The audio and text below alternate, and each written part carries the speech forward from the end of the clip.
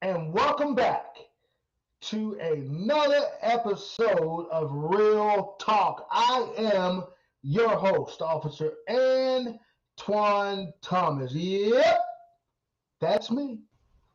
Listen, I like to take this time, as I always do, as I always say, thank you to all of the listeners out there in podcast world. Please continue to like, love, subscribe, do it all to Real Talk. Spread it. We're saying good things on this show. Remember, we will never defund the police, but we will always defend the police. But keep in mind, we're going to talk about the good of policing. We're going to talk about the bad of policing. We're going to talk about when officers are right. We're going to talk about when officers are wrong. And at times,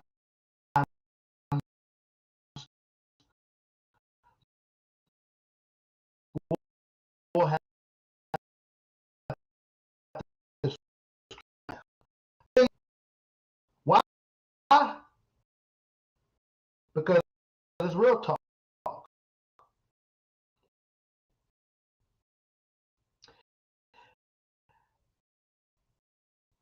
On the last episode, they could take it nationally. And then Gotti, Tammy, all those one of that make up Back the Blue NC. I had Lindsay Ossie on with me.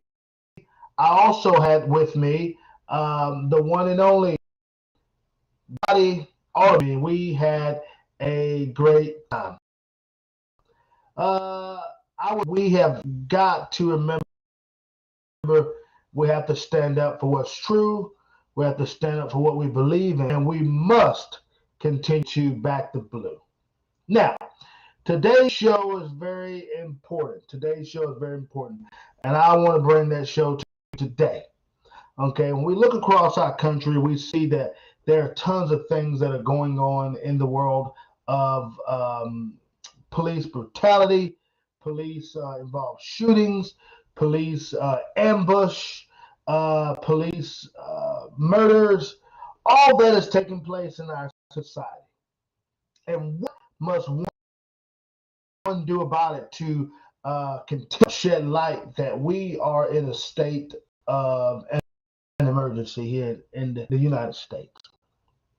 It is our job to remember that the only way to succeed, the only way to be great, the only way to be a nation of healing, a nation of oneness, we have to first put God back in the center of it. That America will never be great. It will never be a nation free of crime, free of anything until we first get back to the fundamentals of making God the center of everything that we do. I have a very important show for you today as we discuss Chicago. Um, it's sobering. I have sobering information to bring. As a reminder, keep in mind that our big cities truly lack leadership. We cannot negate the fact that within the United States has crime been fulfilled by the agenda. It has been fueled by leftists taking over the cities and states. And until we get back to American principles and remembering that an order was created by God, we will never be able to the increase of black on black crimes, white on white crimes, all of it. All of it. Now, we have to keep in mind that if we continue to vote leftists into office, people who want to see our economy, our nation, our law enforcement, our military, everything that makes up a great nation destroyed, then you, my friends, continue to vote left. I always say you should not vote left because if you continue to do that, you will see disasters happening. But if you always vote right, guess what? You'll never, ever be left behind. I love saying it. Look, if you hadn't had an opportunity to listen to that last episode entitled Thank You, Back to Blue and Sea, please do. It was a great show. I enjoyed bringing it to you. Unfortunately, the next day we talked about, on that following day, on Wednesday, last Wednesday, myself and members of Back to Blue and Sea, we talked about the law enforcement in the line of duty gap to help support and promote, like Officer Ryan Hayworth in Knightdale, Ned Bird, Wake County Sheriff's Office. The next day, we had a Raleigh police officer who was gunned down by a 15-year-old, and 4 other citizens lost their lives in a mass shooting that took place the exact next day that we have recorded this show. We talked about it, and my heart goes out to the Torres family. Gabriel Torres, Officer Gabriel Torres, lost his life while he was in the midst of getting ready to depart his home to head to work. He was killed by a 15-year-old. My heart goes out. And on behalf of the Real Talk Podcast, Antoine Thomas, as the host, creator, I want to send my condolences. If you go to my Facebook, you'll see that I've already done that. But I want to make sure that we pay homage and respect to also the civilians that lost their lives in this deadly shooting. My prayers go out to the city of Raleigh. Thank you for officer, an agency that played a role in apprehending the suspect. My thoughts and prayers.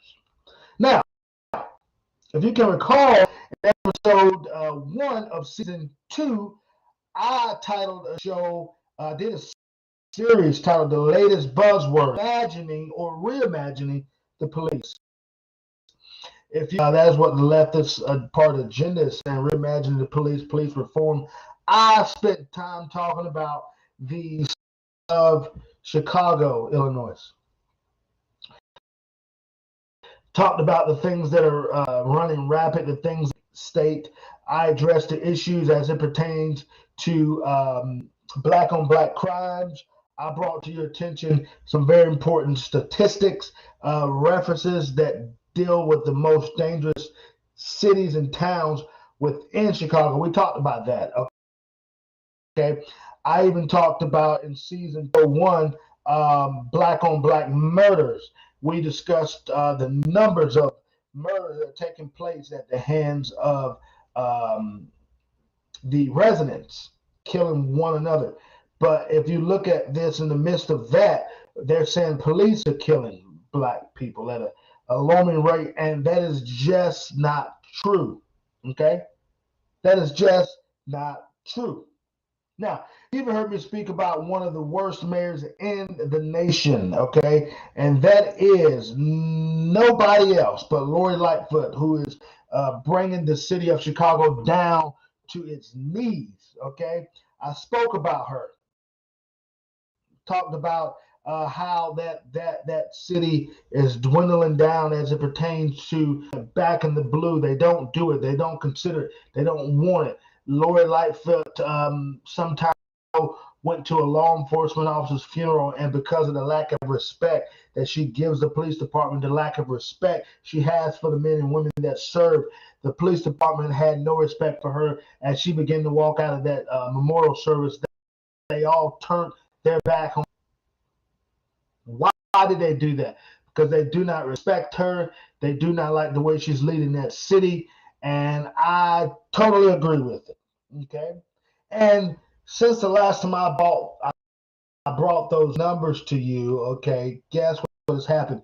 Murders and crimes has continued to increase.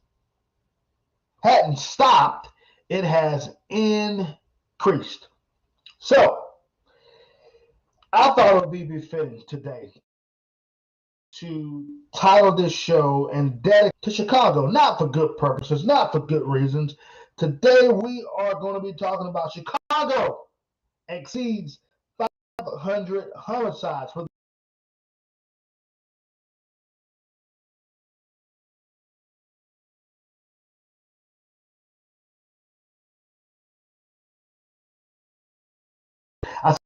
homicides. I said to you, 500 murders in the city of Chicago. Now, we're going to right into it because we have no time to waste. And if you notice, I haven't wasted any time. So let's get into it. Well, the city brags on this minute issue.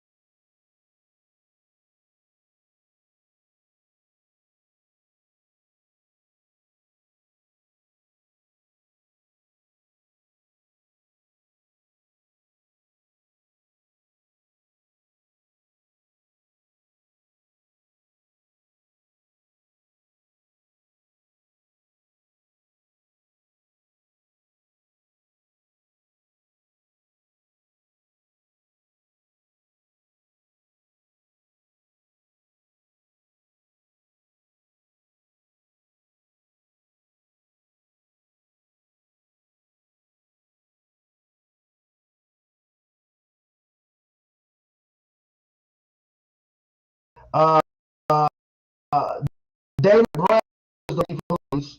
Okay, you saw that there was a shooting down in Dallas, Texas, a couple years back.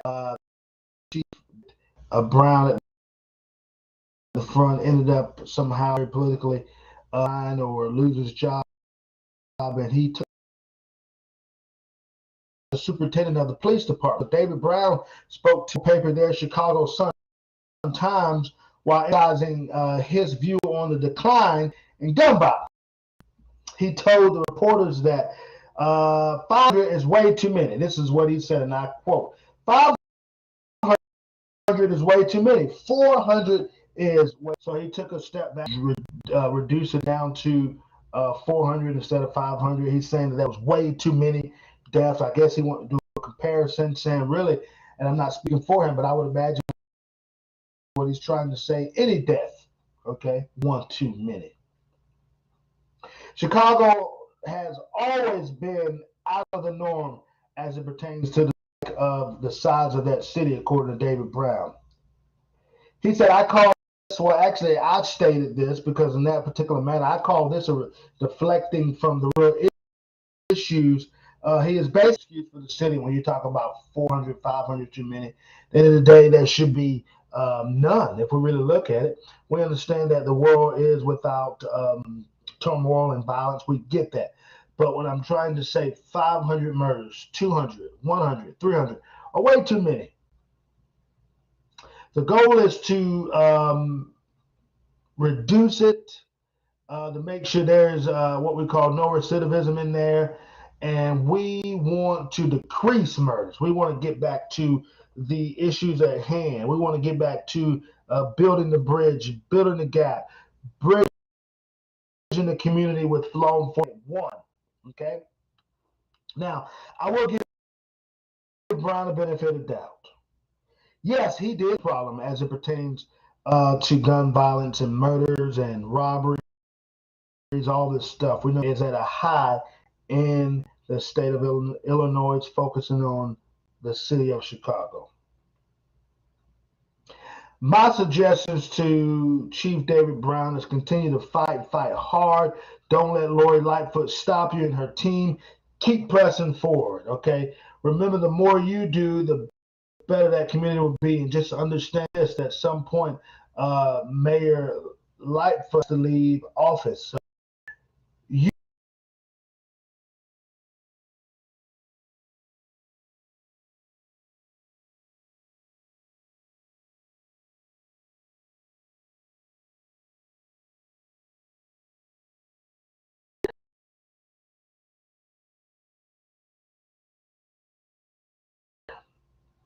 for the citizens of Chicago, because remember, they didn't ask for what's happening. Now, however, Brown didn't make it out, Scott, from the interview with the press. He made it out of there, okay? But before he made it out free, they dragged him on the carpet.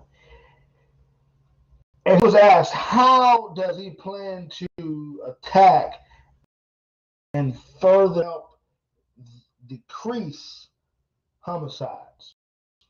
Now, this is his response. He insisted that the trends consist of a continued commitment to addressing, okay, follow me, to addressing deep-seated issues affecting, okay, Chicagoans who have long been disenfranchised, he pointed out, okay? He pointed this out.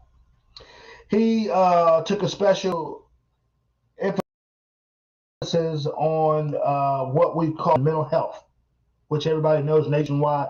Mental health is at an all-time high. It continues to increase instead of decrease. He stated that the mental health issues need to be addressed more, should be investing more spending and funding as it pertains to mental health, and provide programs in the South and West side. You remember back in episode 2, season 1, I spoke about those areas that, again, that are most dangerous in Chicago and Pelham, I believe it was, some other places that I can't even remember the name at this point. If you go back and listen, you will find those word cities that you don't want to be caught in. But the South and West is the most dangerous parts of that city. So what brought the number of homicides to 500? Well, here it is. Chicago has marked its fifth 500 homicide of the year. Took place on September the 11th, 2022, afternoon, on a block of in the western portion of West Pullman. Okay, and was gunned down, and he stepped from his as he stepped from his mother's porch. He was gunned down. Now, they shot him maybe 9 or 15 times, according to news reports, and never took anything from him. Okay? Never took a dime. So Mr. Anderson was shot 9 to 15 times, and they never took an item, never took any merchandise, never took property off of this gentleman. They brutally just gunned him down for no reason. Don't know if it was gang related. That information at that time had not been released. According to Mr. Perry Sr., he said that my son never hurt nobody, and I quote. Now, this was a senseless murder. Breach took a young man who was a father, found out that he was a father to a growing little boy. But hey, BLM still spouts. White cops are killing black men at a rapid pace, according to BLM. By the way, you got to see Candace Owens reveal as she talks about the greatest lie sold. She focuses on BLM. You got to watch it. It breaks down the same things I talked about as it pertains to BLM. What did they do with your money? Go back to season 3 and listen, because I talked about all the money that you have given the BLM movement to pat their pockets, buy their cars, and do all the things that they've been wanting to do, because they did not want to go out and get a job. And I digress. I'm moving right along. Now, I would like to venture out very quickly and take a step out on the record that if I was a betting man, okay, Mr. Perry's killers was most likely black, okay, if I was a betting man. Now, I'm betting a lot on that, but I'm betting 100, because I do believe that is what the records would show, that this was a black murder. Continues to be. Now, if I'm wrong, I will be the first one to come back on air and redact every statement that I put out there, because it is in the airways. So I would have to go back out and make a decision to say, guess what? He did not get killed by a black man or black men. He got killed by white, Hispanic, whatever. I will come back on record and do that, because I'm man enough to do it. Now, I have to always address the elephant in the room. Do not forget, Chicago is one of the most outspoken cities to spout the famous words of defund the police. Again, Mayor Lori Lightfoot was at the helm of it. And let me tell you something. They continue to still preach this false narrative to folks, but yet the mayor has security, yet she is still asking that her life, her family's life, her home, her property be protected by law enforcement, but yet we say defund the police, defund the police. No justice, no peace. Well, guess what? There's plenty of peace, but the only way you won't have peace, okay, within your environment, your communities. I'm speaking of human peace, is if you get rid of the police. That's the new phrase. If you don't want peace, then get rid of the police. I'm going to get some shirts, man. You heard it on the record. This is on Real Talk. If you don't want peace, then get rid of the police. And I'm moving on. Remember that, again, at the memorial, Lori Lightfoot, all the police officers turned their back on her because they did not elect for this lady. Now, how can you have a decrease in your cities as it pertains to crime rates, okay? If the police are not involved, the police have to be involved. Go back to season 1. You hear me talk about the creation, break it down to how police were created, and you'll understand that police is very much needed. Can't do without them, okay? Cannot do without the police. And we have to be supported, and it can happen that we defund the police. And we saw it happens when you try that. Now, okay, on Real Talk, I always say that we'll always defend the police. I almost said defund. And never, ever, ever, ever, ever, like they say on Friday, never, ever, ever, ever defund the police. Now, it's simple. Just support us, okay? Have our backs with tools. Now I'm talking about the citizens and the people that make up the leadership roles, your mayor, your city manager, your county manager, your commissioners of the county, town councilmen of the cities and towns. Support us. Give us all the essentials, the equipment. Pay us, of course. Give us what we deserve, okay? Make sure we have adequate manpower. And pay us, again, what we are worth. Remember, our lives are on the line day in and day out. Remember, while you're sleeping, we're working. I know I'm going to go ahead and dispel the narrative. You chose the job. You knew what you're getting into. Yes, one thing I always preach, and I never stop preaching it, we did not sign up to be killed. It is happening at a full and a rapid and a fast rate, pace. Yes, I get it. There's consequences.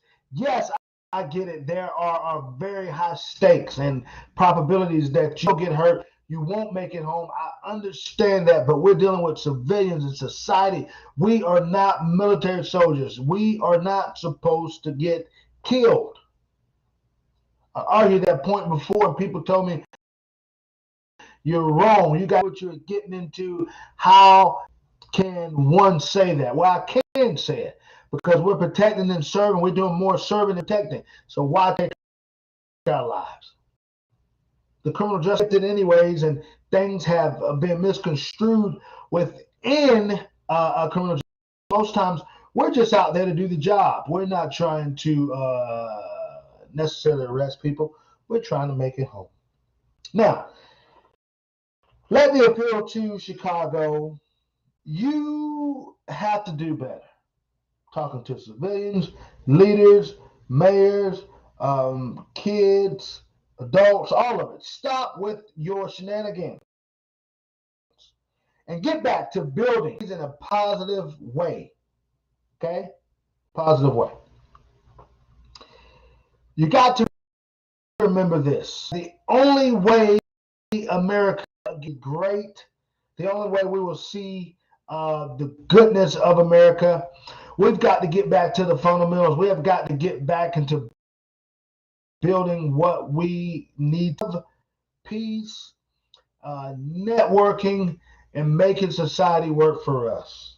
Okay, this is not a situation where we have to win a battle and think that everybody in society is against us. I know I'm on a tantrum, but it outrages me. I'm just all of it. I am overwhelmed. I'm baffled that Chicago passed 500 murders. Now, I understand it may be a decrease right now, but remember, we're not out of the woods yet. We still have months left in this year of 2022. We talk about Black Lives Matter. We talk about all the things of show love, no justice, no peace. But how can one have justice? How can one have peace? And how can one love another, which is a black person, because they're saying Black Lives Matter, which we know that. All lives matter. Blue lives matter. Black lives matter. White lives matter. It all matters. But before you can have somebody else put a t-shirt on that says it, you have to love yourself, and your life has to matter enough to you that you stop the black on black crimes within your communities. If you need a quick fix, if you need to start going to work and putting in a few hours, why does one have on the street and assume this person has what they need, whether it be drugs, money, and take their lives, when you could go out and get your own and not have to sit behind bars, not have to run worried about when the cops are going to show up and swift me away? Because the fact of the matter is this: other countries don't have to commit terrorist attacks on us as a nation. Other countries don't have to worry about coming to our country and creating a catastrophe, wreaking havoc on our society. Why is that, Antoine? You say, well, the reason being is we're doing it ourselves. So there's no help needed. We're doing it ourselves. We're making a mockery of everything that we say justice. Now, I'll be the first to tell you, not all cops are right. We haven't done it right. We're humans. And I will be the first also to tell you that not every officer involved shooting was justified. I will also be the first one to tell you that, yes, we make mistakes in life. But I also will be the one to tell you that we're not the one killing black people at a high rate. It is our own people that are doing it. My message to Chicago is that you've got to get it right. You've got to play by the rules. First of all, put police back in order. Put law back in order. Put the criminal justice at the top of your. And when people commit crimes, when they do things that they shouldn't be doing, I suggest that we go ahead and prosecute them to the fullest of the law. See, it's time that we make examples out of people. It's time out for the old way. It's time to bring in a new way. What's that new way? That new way, sure, that our country, our society is kept protected, and guess what? We can live in a peaceful environment. But before you can do all that, you got to love yourself. You got to love yourself. Look, I am wrapping up. I am done. I want to say this to you. Remember, you're listening to Real Talk. I am your host, Officer Antoine Thomas. Remember to reach one, teach one, share, like, subscribe. And until the next episode, I have some great guests coming on with me. I have coming on with me next will be Asia Prince, who is going to be the next judge of Wake County in District 10 F. Frank.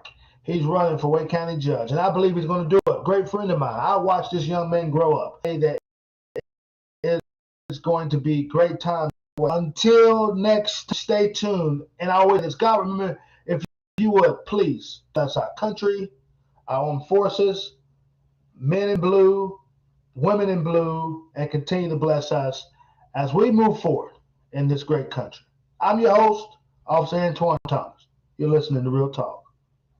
See you.